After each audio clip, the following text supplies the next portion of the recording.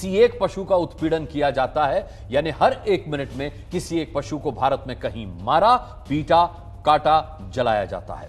जबकि हमारे देश के संविधान में आर्टिकल 51A भाग G के तहत प्रत्येक जानवर के प्रति सहानुभूति रखना हर नागरिक का मूलभूत कर्तव्य बताया गया है।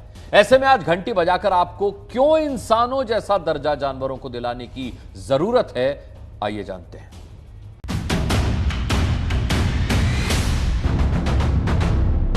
ज्योतिषी बता दें कि रोज चींटी को आटा खिलाओ तो नौकरी का संकट दूर होगा। देश में लाखों लोग रोज आटा लेकर चींटियां खोजने लगते हैं।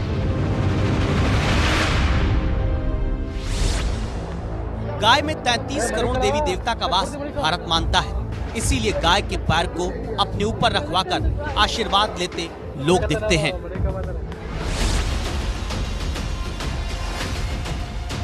सांप में चाहे जितना जहर हो, भगवान शिव के गले का हार मानकर भारत के लोग पूजते हैं।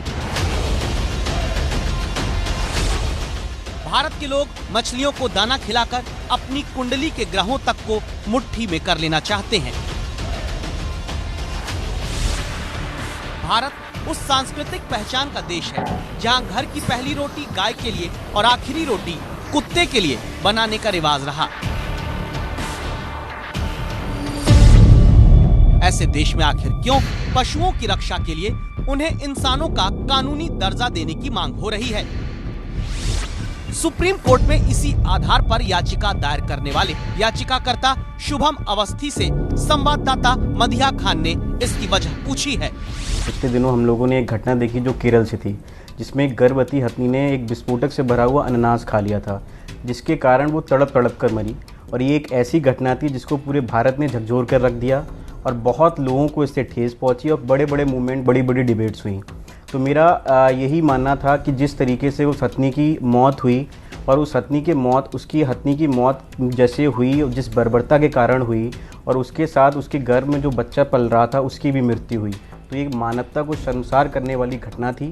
तो मुझे इससे आहत पहुंचा और इसको देखते हुए मैंने honourable supreme court of India में एक जनहित याचिका दायर करी, जिसको संज्ञान में लेते हुए सुप्रीम कोर्ट और honourable chief justice of India ने केंद्र, केरल सहित 12 अन्य राज्यों को इसमें नोटिस जारी किए।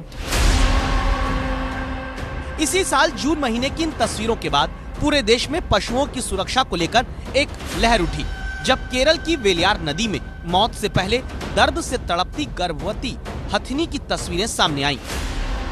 जंगली सुअर को भगाने के नाम पर रखे गए पटाखे भरे अनानास को खाने के बाद हथनी का मुंह जख्मी हुआ था। बाद में हथनी और गर्भ में उसके बच्चे की मौत हो गई। भारत में हर साल ऐसी ही किसी दर्दनाक घटना के बाद लोग मुहिम चलाने लगते हैं, फिर कुछ दिनों के बाद पशुओं के हक में आवाज उठाना भूल जाते हैं।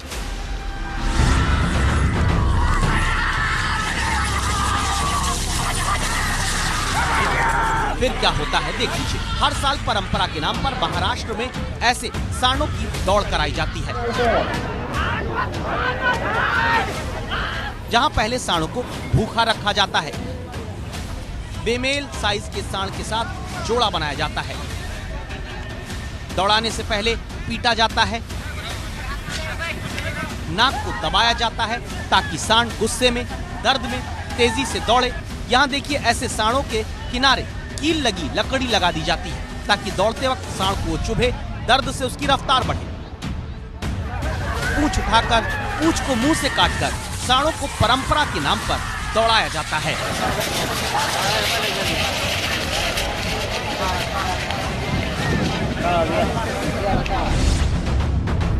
पशुओं के उत्पीड़न की घटना सिर्फ एक राज्य, एक धर्म, एक जात, एक समूह से नहीं बल्कि हर जगह है। जैसे त्योहारों के नाम पर कुर्बानी दी जाती है तो बकरों को कितनी निर्ममता से लाया जाता है, काटा जाता है, ये सब देखते रहे हैं।